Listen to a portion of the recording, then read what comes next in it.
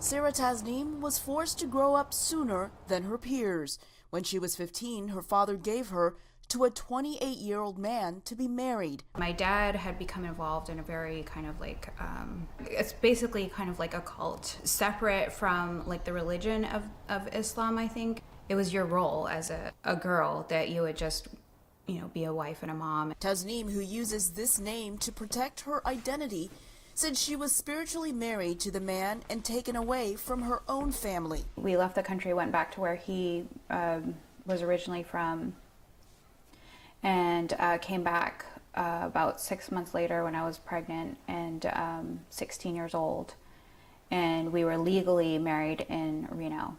I got really depressed, and I just remember seeing kids my age going to school and thinking, I want to be one of those kids. Tasneem's experience is not unique in the U.S. A study of data from the Census Bureau's American Community Survey finds that from 2010 to 2014, some 78,000 American children between 15 and 17 years old said they were married. It's a problem because they're less likely to finish high school, 31% more likely to land in poverty in adulthood, and for girls, their health is threatened when they give birth young, and the health of their babies is threatened.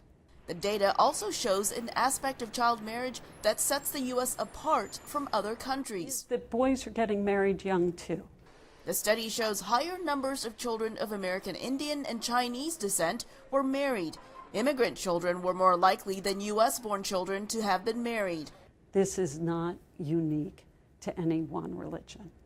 There are child marriages across all ethnic groups and countries of origin, but those children who come from families that originated in Latin America, the Middle East, or East Asia do have higher rates. It is also the case that children whose parents were born here in the United States still have far higher rates than would be acceptable. Tasneem had 2 children with her husband before she could get a divorce. So I really felt robbed. I felt robbed of my education.